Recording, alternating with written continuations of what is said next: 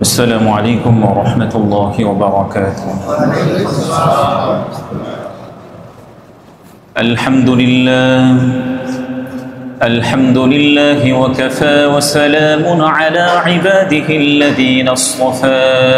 أما بعد، فقد قال الله تعالى في القرآن الكريم: أعوذ بالله من الشيطان الرجيم. بسم الله الرحمن الرحيم.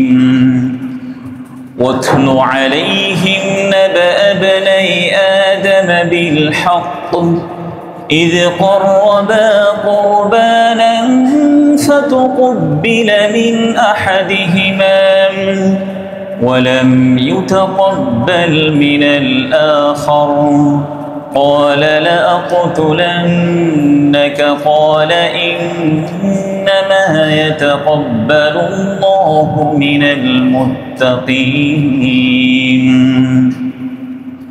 وقال رسول الله صلى الله عليه وسلم: إن الله جميل يحب الجمال، أو كما قال عليه الصلاة والسلام. وقال الله تعالى في شان حبيبه: إن الله وملائكته يصلون على النبي يا أيها الذين آمنوا صلوا عليه وسلموا تسليما. اللهم صل على محمد وعلى آل محمد كما صليت على إبراهيم وعلى آل إبراهيم إنك حميد مجيد. اللهم بارك على محمد وعلى آل محمد كما باركت على إبراهيم وعلى آل إبراهيم إنك حميد مجيد। আলহামদুলিল্লাহ, শুরুতেই সেই মহান আল্লাহ তাআলার কৃতজ্ঞতা জ্ঞাপন করছি, শুকরিয়া প্রকাশ করছি যে মহান আল্লাহ তাআলা আমাদেরকে জিলহজের একেবারে শেষ মুহূর্তে আমাদেরকে উপনীত হওয়ার তৌফিক দিয়েছেন। যে দিনগুলি বছরের অন্যান্য দিনের চেয়ে শ্রেষ্ঠতম দিন, এই দিনগুলির অন্যতম আরেকটি দিন জুমার দিনে আমাদেরকে মসজিদে এসে ইবাদতে লিপ্ত থাকার তৌফিক দিয়েছেন। এই জন্য আমরা মহান আল্লাহ তাআলার কৃতজ্ঞতা জ্ঞাপন করি, আলহামদুলিল্লাহ। দরুদ ও সালাম পেশ করছি বিশ্ব মানবতার মুক্তির দূত, সকল নবীদের সর্বশ্রেষ্ঠ নবী এবং সর্বশেষ নবী, যার অসীম ত্যাগ, ভাষাতীত কোরবানি আর অফুরন্ত সাধনার বরকতে আমরা ইসলাম নামক একটি সুন্দর ধর্ম পেয়েছি। এই জন্য সেই প্রিয়তম ব্যক্তির প্রতি দরুদ পড়ি সাল্লাল্লাহু আলাইহি ওয়াসাল্লাম। সুস্থতা কামনা করছি যারা অসুস্থ থাকা সত্ত্বেও মসজিদে এসেছেন অথবা হসপিটাল কিংবা বাসায় শায়িত আছেন, আমরা আল্লাহ তাআলার কাছে দোয়া করছি আল্লাহ রাব্বুল আলামিন যেন সকলকে পরিপূর্ণ সুস্থতা দান করেন। মাগফিরাত কামনা করছি আমাদের ওই সকল মরহুম আত্মীয়দের যারা আমাদের মাঝে গত ঈদুল আজহাতে আমাদের সাথে ঈদ উদযাপন করেছে, আনন্দ উল্লাস করেছে, কিন্তু এই বছর ঈদুল আজহার পূর্বেই তারা আল্লাহ তাআলার সান্নিধ্যে চলে গেছেন। আল্লাহ রাব্বুল আলামিন যেন সকলকে জান্নাতের সর্বোচ্চ মর্যাদা দান করেন। পরম শ্রদ্ধাভাজন মুরব্বীবৃন্দ এবং প্রিয় ভাইয়েরা, আমরা ইনশাআল্লাহ আগামীকাল ঈদুল আজহা উদযাপন করব। আজকে আমরা কোরআন এবং সুন্নাহ থেকে কুরবানির যে ইতিহাস আছে এই ইতিহাসটা আমরা আপনাদের সম্মুখে একেবারেই সংক্ষিপ্তভাবে আলোচনা করার চেষ্টা করব ইনশাআল্লাহ। শুরুতেই আমি কোরআনুল কারীমের সূরাতুল মাঈদার ২৭ নম্বর আয়াত তিলাওয়াত করেছি। রাসূলুল্লাহ সাল্লাল্লাহু আলাইহি ওয়াসাল্লামের অসংখ্য হাদিসগুলোর মধ্য থেকে সহিহ মুসলিমের ১৬৬ নম্বর হাদিস পাঠ করেছি।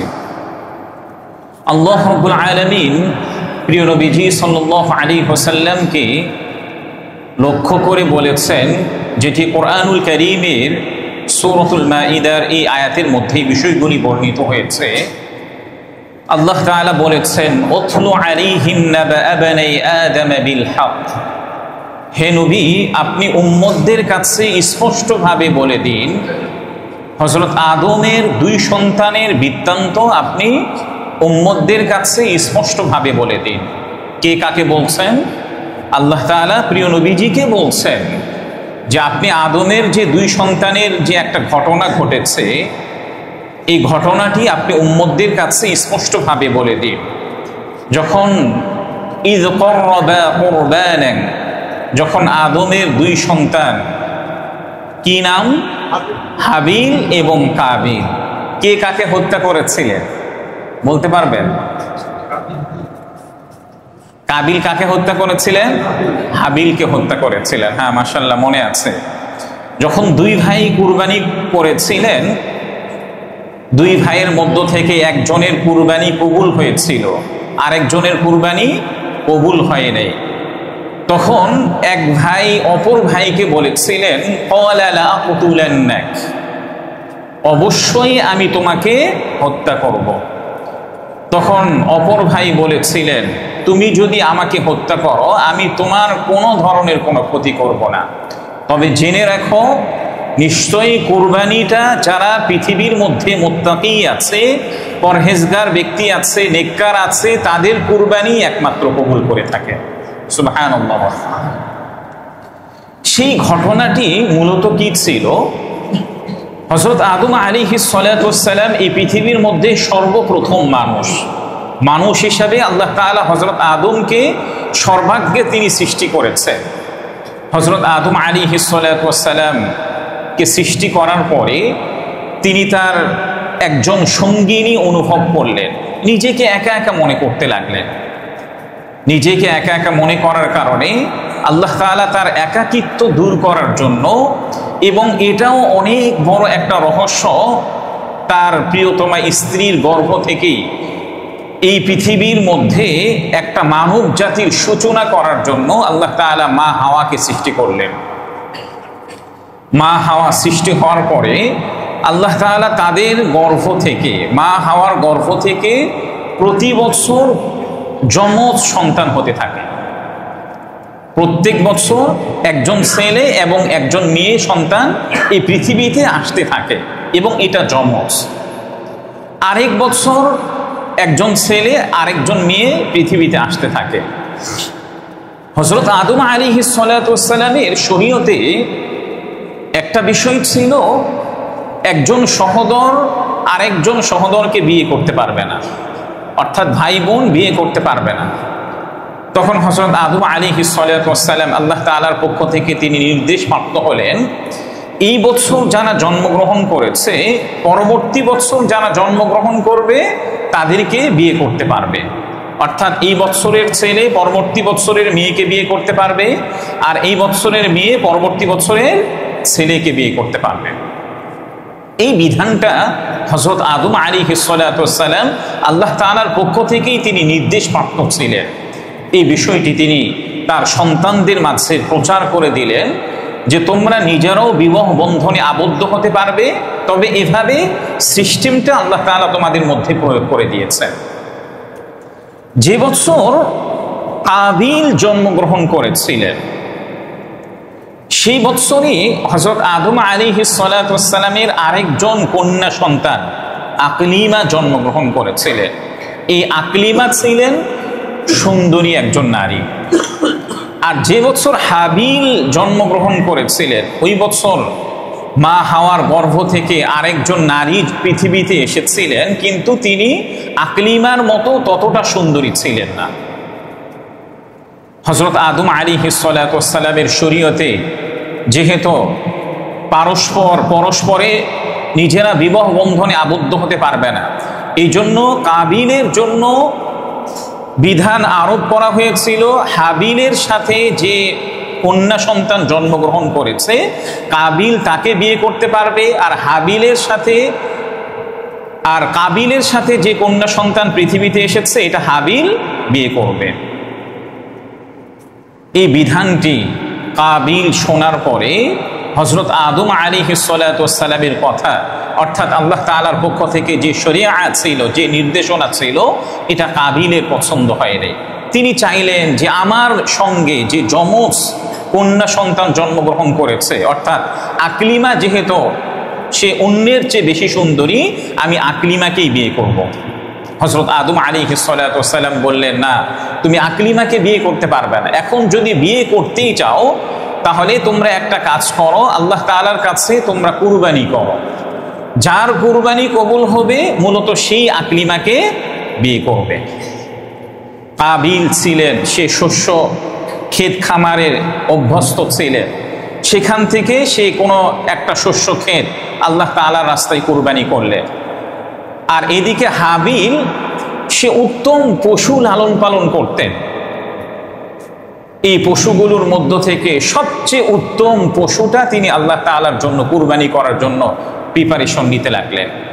উভয়ে যখন কুরবানি করার জন্য প্রস্তুতি গ্রহণ করলেন, সেই সময়ের মধ্যে একটা বিষয় ছিল, যার কুরবানি কবুল হবে আসমান থেকে একটা অগ্নি এসে এটাকে ভস্মীভূত করে ফেলবে, অর্থাৎ আগুন এটাকে খেয়ে ফেলবে।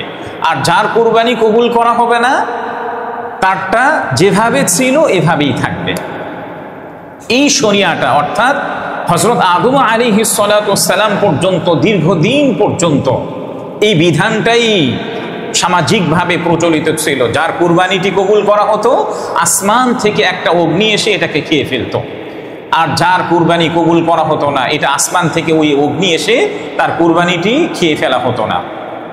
উভয় ভাই যখন আল্লাহ তাআলার জন্য কুরবানি করলেন, তখন আল্লাহ রাব্বুল আলামিন হাবিলের কুরবানিটাকে তিনি কবুল করলেন। সুবহানাল্লাহ। এখানে দেখেন মুফাসসিরিনে কেরাম তাফসীর ইবনে কাসিরের মধ্যে উল্লেখ করা হয়েছে, এক তো হচ্ছে শরিয়ার একটা নির্দেশনা ছিল, পাশাপাশি হাবিল তার পশুদের মধ্য থেকে উত্তম পশুটাকে আল্লাহ তাআলার রাস্তায় কুরবানি করার জন্য তিনি মনোনীত করেছিলেন। যার কারণে আল্লাহ তাআলা হযরত হাবিলের কুরবানি পছন্দ করেছেন, আর কাবিলের কুরবানিকে আল্লাহ তাআলা পছন্দ করেন না। এখান থেকেও বোঝা যায় পশুদের মধ্য থেকে যে পশুটা সবচেয়ে উত্তম পশু, এবং আমার দৃষ্টিতে যে পশুটা ভালো মনে হয়, সামাজিক দৃষ্টিতেও যে পশুটা ভালো মনে হয়, এই পশুটাকেই আল্লাহ তাআলার রাস্তায় কুরবানি করা দরকার। এক পর্যায়ে হাবিলের কুরবানি যখন আল্লাহ তাআলা কবুল করলেন, আসমান থেকে একটা অগ্নি এসে তার কুরবানিটাকে খেয়ে ফেললেন। স্বাভাবিকভাবেই কাবিল এই বিষয়টাকে অপছন্দ করলেন। অপছন্দ করার পরে সঙ্গে সঙ্গে তিনি হাবিলকে বললেন, যেহেতু আল্লাহ তাআলা তোমার কুরবানিকেই কবুল করেছেন, এখন আমি তোমাকে হত্যা করব। একটা পর্যায়ে কাবিল হাবিলকে হত্যা করলেন। এর দীর্ঘ একটা ইতিহাস আছে। মূলত কুরবানির সূচনাটা এখান থেকেই শুরু হয়েছিল। কুরবানির সূচনাটা কোথা থেকে শুরু হয়েছিল? হযরত আদম আলাইহিস সালাতু ওয়াস সালামের দুই সন্তানের মাধ্যমে কুরবানির সূচনাটা শুরু হয়েছিল। এখান থেকে আমাদের আরেকটা বিষয় বোঝা দরকার। দেখেন, সুন্দরের প্রতি, সুন্দরী নারীর প্রতি যে একটা অ্যাট্রাকশন আছে মানুষের, এটা কিন্তু বর্তমান জামানায় এসে শুরু হয়নি। সুন্দরের প্রতি মানুষের যে একটা অ্যাট্রাকশন, আকর্ষণ বোধ, এটা কোথা থেকে শুরু হয়েছে? হযরত আদম আলাইহিস সালাতু ওয়াস সালামের সেই দুই সন্তানের মাধ্যমে শুরু হয়েছে। কারণ কাবিল তো নিজেই জানতেন যে আমার বাবা আল্লাহ তাআলার পক্ষ থেকে একজন নবী। তিনি যেটা বলছেন এটা নিজের পক্ষ থেকে বলেন নাই, বরং আল্লাহ তাআলার পক্ষ থেকেই তিনি বলছেন। এতটা সত্ত্বেও কাবিল যাকে বিয়ে করার কথা ছিল, এটা শুধুমাত্র সুন্দরী না হওয়ার কারণে আল্লাহ তাআলার পক্ষ থেকে যেটা নির্দেশ প্রাপ্ত ছিল এটাকে তিনি সহজেই গ্রহণ করতে পারেননি। এই জন্য সহিহ মুসলিমের 166 নম্বর একটা হাদিসের মধ্যে উল্লেখ করা হয়েছে, ক্বালা রাসূলুল্লাহ সাল্লাল্লাহু আলাইহি ওয়াসাল্লাম ইন্নাল্লাহা জামিলুন ইউহিব্বুল জামাল ওয়াল কিবরু বাতারুল হাক্কি ওয়া গামতুন নাস। প্রিয় নবীজি সাল্লাল্লাহু আলাইহি ওয়াসাল্লাম বলেছেন, নিশ্চয়ই আল্লাহ রাব্বুল আলামিন নিজে সুন্দর, আর তিনি প্রতিটি সুন্দরকেই তিনি পছন্দ করেন। আর অহংকার হলো বাতরুল হাক্কি, সত্যকে অস্বীকার করা এবং মানুষদেরকে তুচ্ছ তাচ্ছিল্য করা। এই হাদিসের মধ্যে স্পষ্টভাবে উল্লেখ করা হয়েছে আল্লাহ রাব্বুল আলামিন নিজে তিনি সুন্দর, আর পৃথিবীর মধ্যে সব সুন্দরকে তিনি পছন্দ করেন। তাহলে আমি যে পোশাকটি পরব, এই পোশাকটি যেন সুন্দর হয়, এটার ইশারা দিয়েছেন কে? আল্লাহ তাআলা। আমি যে কাজটি করব এটা যেন সুন্দর থেকে সুন্দরভাবে পরিচালিত হয়, এর নির্দেশনাও আল্লাহ তাআলা দিয়েছেন, যেটা হাদিসের মধ্যে উল্লেখ করা হয়েছে। আমি যে কোনো কাজই করি না কেন, আমার সালাত, আমার রোজা, আমার যাকাত, এটা যেন সুন্দর থেকে সুন্দরভাবে আদায় হয়, এটার নির্দেশনাও আল্লাহ তাআলা দিয়েছেন, যেটা প্রিয় নবীজি সাল্লাল্লাহু আলাইহি ওয়াসাল্লাম হাদিসের মধ্যে উল্লেখ করেছে। আমি যে টুপিটি পরবো এটা যেন সুন্দর হয়, এটা নবীজির নির্দেশনা। আমি যে জুব্বা কিংবা পাঞ্জাবি পরবো কিংবা যে পোশাকই পরি না কেন, এটা যেন সুন্দর থাকে, পরিচ্ছন্ন থাকে, এর নির্দেশনাও দিয়েছেন কে? প্রিয় নবীজি সাল্লাল্লাহু আলাইহি ওয়াসাল্লাম। এখন আসুন, আমরা যে কুরবানিটি করি এর ইতিহাসটা মূলত শুরু হয়েছে হযরত ইব্রাহিম আলাইহিস সালাতু ওয়াস সালামের মাধ্যমে। সেই ইতিহাসটা কি? দেখেন, আমরা সবাই জানি হযরত ইব্রাহিম আলাইহিস সালাতু ওয়াস সালাম তার প্রিয় ছেলে ইসমাঈলকে কুরবানি করার জন্য তিনি নিয়ে গিয়েছিলেন। এটা আমরা সবাই জানি। কোন সন্তানকে তিনি কুরবানি করার জন্য নিয়ে গিয়েছিলেন, যেটা আল্লাহ তাআলা তাকে নির্দেশ দিয়েছিলেন? যে সন্তানকে তিনি আল্লাহ তাআলার কাছ থেকে দোয়ার মাধ্যমে চেয়ে নিয়েছিলেন, যে সন্তানকে আল্লাহ তাআলার কাছ থেকে তিনি দোয়ার মাধ্যমে চেয়ে নিয়েছিলেন। কোরআনুল কারীমের মধ্যে আল্লাহ তাআলা উল্লেখ করেছেন, সূরাতুস সাফফাতের 101 নম্বর আয়াতের মধ্যে উল্লেখ করা হয়েছে, হযরত ইব্রাহিম আলাইহিস সালাতু ওয়াস সালাম দীর্ঘদিন পর্যন্ত তিনি নিঃসন্তান ছিলেন, বার্ধক্যে উপনীত হয়ে গিয়েছিলেন, তিনি নিজেও বৃদ্ধ হয়েছিলেন, তার প্রিয়তমা স্ত্রীও বৃদ্ধা হয়ে গিয়েছিলেন। দীর্ঘদিন পর্যন্ত তিনি নিঃসন্তান থাকার পরে তিনি নিজের কাছে সন্তান তার একজন হোক, এটা তিনি আল্লাহ তাআলার কাছে প্রত্যাশা করেছিলেন, যার কারণে তিনি আল্লাহ তাআলার কাছে প্রতিনিয়ত দোয়া করতেন। সেই দোয়াটি সূরাতুস সাফফাতের 101 নম্বর আয়াতের মধ্যে আল্লাহ তাআলা উল্লেখ করেছেন। তিনি সেই দোয়াটি কি করেছিলেন? তিনি দোয়া করেছিলেন, রব্বি হাবলি মিনাস সালিহিন, রব্বুল আলামিন আপনি আমাকে একজন নেককার সন্তান দান করুন। হযরত ইব্রাহিম কি দোয়া করেছিলেন? রব্বুল আলামিন আপনি আমাকে একজন নেককার সন্তান দোয়া করেন। এরপরে আল্লাহ তাআলা তাকে সুসংবাদ দিয়েছিলেন, ফাবাশশারনাহু বিগুলামিন হালিম, আমি ইব্রাহিমকে একজন ধৈর্যশীল সন্তানের সুসংবাদ দিয়েছিলেন। এখান থেকে আমাদের অন্যতম একটা শিক্ষণীয় বিষয় হচ্ছে, আমরা আল্লাহ তাআলার কাছে নেককার সন্তানের জন্য দোয়া করব। যেভাবে হযরত ইব্রাহিম আল্লাহ তাআলার কাছে দোয়া করেছিলেন, হযরত ইব্রাহিম এমন দোয়া করেন নাই, আল্লাহ আপনি আমাকে একজন ছেলে সন্তান দেন, আল্লাহ আপনি আমাকে একজন মেয়ে সন্তান দান করেন, বরং তিনি দোয়া করেছিলেন, রব্বুল আলামিন আপনি আমাকে একজন নেককার সন্তান দান করেন। এরপরে আল্লাহ তাআলা তার দোয়া কবুল করেছিলেন। দোয়া কবুল করার পরে আল্লাহ তাআলা তাকে একজন নেককার সন্তান দান করেছিলেন। সেই নেককার সন্তানের নাম কি? হযরত ইসমাঈল আলাইহিস সালাতু ওয়াস সালাম। হযরত ইসমাঈল আলাইহিস সালাতু ওয়াস সালাম এই পৃথিবীতে আসার পরে দীর্ঘদিন পর্যন্ত তিনি তার মা বাবার সঙ্গেই চলাফেরা করছিলেন। তাফসীরে ইবনে কাসীর, তাফসীরে কুরতুবীর মধ্যে উল্লেখ করা হয়েছে, হযরত ইসমাঈল আলাইহিস সালাতু ওয়াস সালাম যখন চলাফেরায় উপনীত হতে লাগলেন, অর্থাৎ নিজের কাজ তিনি নিজে করা শুরু করলেন, এমত অবস্থায় আল্লাহ তাআলা হযরত ইব্রাহিম আলাইহিস সালাতু ওয়াস সালামকে নির্দেশনা দিলেন কি, فلما بلغ معه السعي قال يا بني إني أرى في المنام أني أذبحك فانظر ماذا ترى قال يا أبت افعل ما تؤمر ستجدني إن شاء الله من الصابرين فلما أسلما وتله للجبين وناديناه أن يا إبراهيم قد صدقت الرؤيا إنا كذلك نجزي المحسنين এই আয়াতগুলোর মধ্যে আল্লাহ রাব্বুল আলামিন হযরত ইব্রাহিম আলাইহিস সালাতু ওয়াস সালামকে তার সন্তানকে কিভাবে জবাহ করার জন্য নির্দেশনা দিয়েছিলেন এই বিষয়টি উল্লেখ করা হয়েছে। অর্থাৎ হযরত ইসমাঈল আলাইহিস সালাতু ওয়াস সালাম যখন চলাফেরা করতে শুরু করলেন, এমত অবস্থায় আল্লাহ তাআলা হযরত ইব্রাহিমকে স্বপ্নে দেখালেন। ইয়া বুনাই, ইব্রাহিমকে স্বপ্নে দেখালেন, হে ইব্রাহিম তুমি তোমার সন্তানকে জবাহ করো। হযরত ইব্রাহিম আলাইহিস সালাতু ওয়াস সালাম স্বপ্নে দেখার পরে তিনি তার প্রিয় সন্তানকে বললেন, ইয়া বুনাই, হে আমার প্রিয় ছেলে, আমি স্বপ্নে দেখছি, ইন্নী আরা ফিল মানাম, আমি স্বপ্নে দেখছি, আন্নী আযবাহুকা, যে নিশ্চয় আমি তোমাকে জবাহ করছি। ফানজুর মাযা তারা, এ ব্যাপারে তোমার মতামত কি?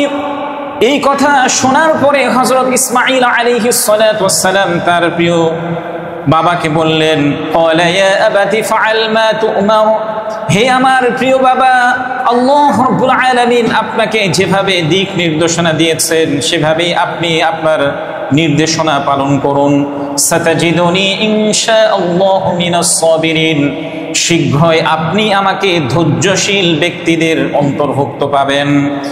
এরপরে হযরত ইব্রাহিম আলাইহিস সালাতু ওয়াস সালাম যখন ইসমাঈলকে জবাহ করার জন্য নিয়ে গেলেন, জবাহ করার জন্য যখন পরিপূর্ণভাবে উদ্যত হলেন, ছুরি তার গলার মধ্যে চালিয়ে দিলেন। এমত অবস্থায় আল্লাহ রাব্বুল আলামিন হযরত ইব্রাহিমকে ডাকলেন, ওয়ানাদাইনাহু আইয়া ইব্রাহিম, হে ইব্রাহিম, আমি তোমাকে যেভাবে স্বপ্নে দেখিয়েছি এই স্বপ্নটাকে তুমি বাস্তবায়ন করার জন্য পরিপূর্ণভাবে চেষ্টা করেছো। অর্থাৎ আমি যে তোমাকে পরীক্ষা করতে চেয়েছি এই পরীক্ষার মধ্যে তুমি উত্তীর্ণ হয়ে গিয়েছো। আল্লাহ রাব্বুল আলামিন নিজেই হযরত ইব্রাহিম আলাইহিস সালাতু ওয়াস সালামকে ডাক দিয়ে বললেন, যখন হযরত ইব্রাহিম আলাইহিস সালাতু ওয়াস সালাম ইসমাঈলকে জবাহ করার জন্য পরিপূর্ণভাবে প্রস্তুতি গ্রহণ করার পরে, ছুরি ধার দেওয়ার পরে তার উপরে ছুরি চালিয়েছিলেন, যখন ইব্রাহিম ইসমাঈলকে জবাহ করার জন্য এই কথাটি বললেন এবং তার স্বপ্নের কথাটা যখন তার ছেলেকে বললেন, দেখেন ছেলেও কেমন ছিল। তাফসীরে কুরতুবীর মধ্যে উল্লেখ করা হয়েছে, ইসমাঈল আলাইহিস সালাতু ওয়াস সালাম তার বাবার কাছ থেকে এই কথাটি শোনার পরে বাবাকে বললেন যে, বাবা, আল্লাহ তাআলাই আপনাকে নির্দেশনা দিয়েছে, এখন এই নির্দেশনাটি ভালোভাবে বাস্তবায়ন করার জন্য আপনাকে কয়েকটা কাজ করতে হবে। এক নম্বর কাজ হচ্ছে, আমাকে জবাহ করার পূর্বে আমার হাত এবং আমার পা গুলিকে আপনি বেঁধে নিবেন। আমার হাত এবং পা গুলিকে কি করে নিবেন? বেঁধে নিবেন, যেন আমার ছটফটে আপনার উপরে দয়া কাজ না করে, আপনি জবাহ করা থেকে বিরত থেকে যান। এই জন্য আপনি আমার হাত পা গুলোকে বেঁধে নিবেন এবং সহজেই আপনি জবাহ করতে পারবেন। দুই নম্বর হচ্ছে, আমার গলায় ছুরিটা সহজেই চালানোর জন্য আপনি আমাকে জবাহ করার পূর্বেই ছুরিটাকে ভালোভাবে ধার দিয়ে নেবেন। এই কথাটি কে কাকে বলছে? সন্তান তার পিতাকে বলছেন। তিন নম্বর ছিল যে, আপনি আমাকে এভাবে সহজে জবাহ করবেন না, বরং আমাকে পাশে শুয়ে রাখবেন। কারণ আপনি যদি আমাকে এভাবে শুয়ে রাখেন তাহলে আমার মায়াবী চেহারাটা আপনি দেখার সঙ্গে সঙ্গে আপনি জবাহ করা থেকে বিরত থাকবেন। এই জন্য আপনি যদি আমাকে একটু পাশে শুয়ে দেন তাহলে আমার চেহারাটা আপনার নজরে সহজে পড়বে না। চতুর্থ নম্বর বিষয় হলো যে, যেভাবে আল্লাহ তাআলা আপনাকে নির্দেশ দিয়েছেন সেভাবেই আপনি জবাহ করার জন্য পরিপূর্ণভাবে প্রস্তুতি গ্রহণ করুন। হযরত ইসমাঈল আলাইহিস সালাতু ওয়াস সালাম যেভাবে তার পিতাকে বলেছিলেন হযরত ইব্রাহিম, সেভাবেই তার সন্তানের কথা শুনে ইসমাইল এর হাত পা বেঁধেছিলেন এবং ছুরিকে ভালোভাবে তিনি ধার দিয়েছিলেন। একটা পর্যায়ে যখন ইসমাইলকে জবেহ করার জন্য তিনি সামনে অগ্রসর হচ্ছেন, এমত অবস্থায় শয়তান তো বসে নাই। হযরত ইব্রাহিমকে শয়তান ধোঁকা দিচ্ছে, আরে এটা তো স্বপ্ন, তুমি স্বপ্নটাকে বাস্তবায়ন করার জন্য কেন অগ্রসর হচ্ছ? স্বপ্ন তো মানুষ কত রকমেরই স্বপ্ন দেখে। হযরত ইব্রাহিম আলাইহিস সালাতু ওয়াস সালাম শয়তানের এই যে কূটকৌশল তিনি বুঝতে পেরে তিনি শয়তানের উপরে পাথর নিক্ষেপ করলেন।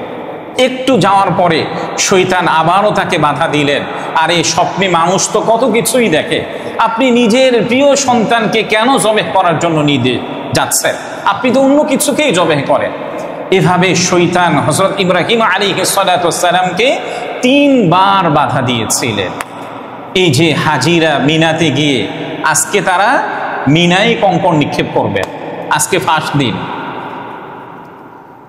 হযরত ইব্রাহিম আলাইহিস সালাতু ওয়াস সালামকে যে 3 জায়গায় শয়তান ধোঁকা দেওয়ার চেষ্টা করেছিলেন, ওই 3 জায়গায় আল্লাহ রাব্বুল আলামিনের পক্ষ থেকে কিয়ামত পর্যন্ত যত হাজিরা সেখানে গমন করবে, সেখানে শয়তানকে কঙ্কর নিক্ষেপ করার জন্য তিনি নির্দেশনা দিয়েছেন। সুবহানাল্লাহ। হযরত ইব্রাহিম আলাইহিস সালাতু ওয়াস সালাম যখন ইসমাইলকে নিয়ে গিয়েছিলেন, একটা পর্যায়ে ইসমাইলকে জবেহ করার জন্য তিনি পরিপূর্ণভাবে প্রস্তুতি নিয়েছিলেন।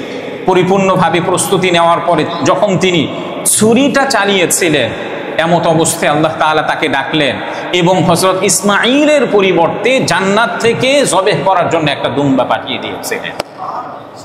সেখান থেকে আমাদের কুরবানির সূচনাটা শুরু হয়েছে। দেখুন, হযরত ইব্রাহিম আলাইহিস সালাতু ওয়াস সালাম কে যে স্বপ্নে দেখানো হয়েছে, এখানে একটা কথা বলা দরকার। স্বপ্নটা মূলত 3 প্রকার। স্বপ্নটা মূলত কত প্রকার?